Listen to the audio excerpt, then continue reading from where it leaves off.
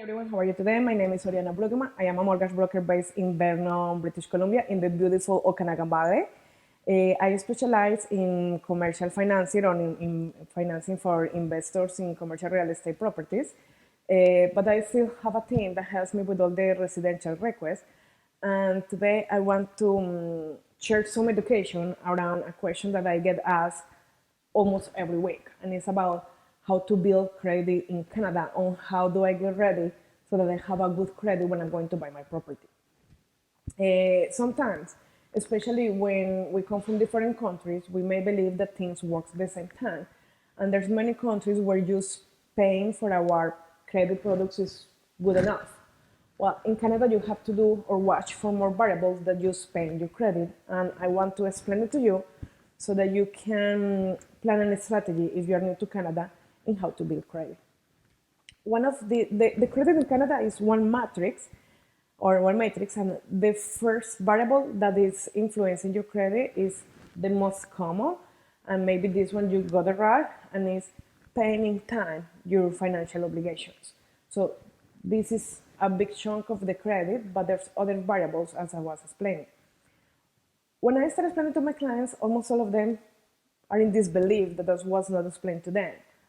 And the second variable of credit that is easy to miss is the history of those credit products, how old you have had them. It's not the same to have one credit product that has been reporting 6 months than one credit product that has been reporting over 5 years. And sometimes what happens is that we can be unhappy with the first financial institution that we choose when we came here and say, you know what, I'm going to cancel this credit card. I'm going to cancel this. I'm going to close that.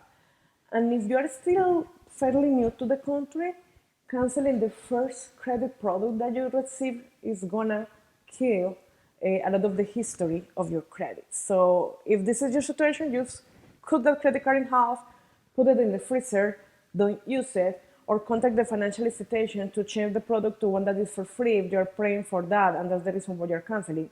But be aware, once you cancel that product, you are losing the history that that product is putting into the matrix. Now, another variable that frequently gets missed is what percentage of your credit you use. Like, let's say if you have a credit card that has a 5,000 credit limit and you use month to month 2,500, every time the credit card statement is going through, you are using 50% of your credit. As an overall rule, you want to make sure you don't use more than 50% of your credit limit, and if possible, never above the 75% of your credit limit. What the system can read when you're using your limits every month in full is that you're living from the credit. And this is very special, or it's something that is very easy to fall into, especially when we are new to the country and our first credit cards that we receive have very low limit. So if you have a credit card with $1,000, $500, one grocery, one gas, done, right? So my invitation to you, if you have these credit cards with low balance, please just try to make payments during the month before the closure so that you can be lowering this use percentage of your credit. It's not ideal, but once again, it's how we all start. When we don't have credit, almost all the first credit cards that we receive are going to have that lower limit. So just know how to play with it. Another variable that frequently gets missed is what we call a healthy credit mix. So if you're new to Canada, soon you're going to start noticing that everywhere someone is offering you a credit card, in the grocery store, in the department store, like it's in Walmart, like in everywhere, many stores have their own branded credit card, and they try to make this attractive by offering some discounts or some perks if you have that store credit card. That can be good for some people, but at the same time, it can make very easy to end up in a situation where you have 10 different credit cards. And it can lead to a situation where it's difficult to keep track in which one you have a balance, which one you have to pay, and it's not considered a healthy credit mix. So I will say that a healthy credit mix is a couple of credit cards, around 5,000 limit each, and maybe a line of credit that you can use if there is a cash flow issue sometime in July. But overall, you don't want to use these products above 50%, and you want to have a good matrix or a good mix.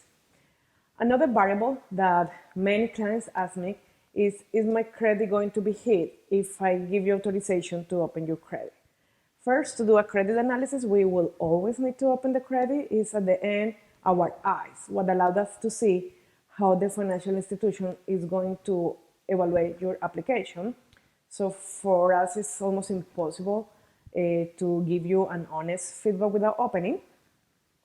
So yes, when you open your credit gets a little hit, like about a couple of points, but nothing dramatic as to change your credit from good to bad.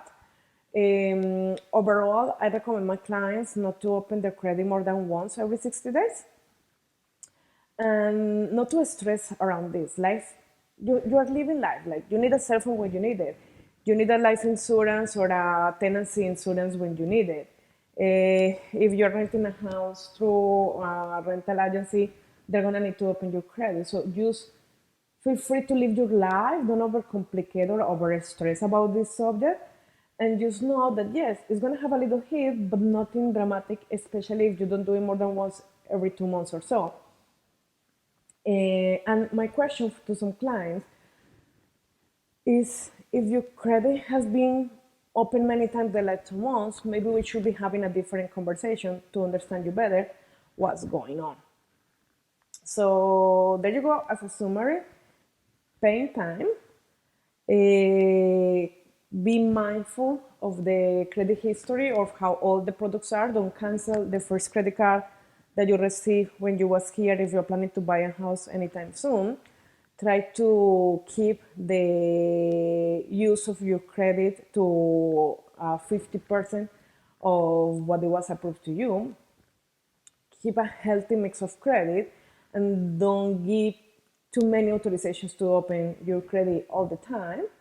If you, because you are new to the country, have a credit card that has very low limit, try to do payments during the month, so that when the statement closure comes, you are below this 50% gap.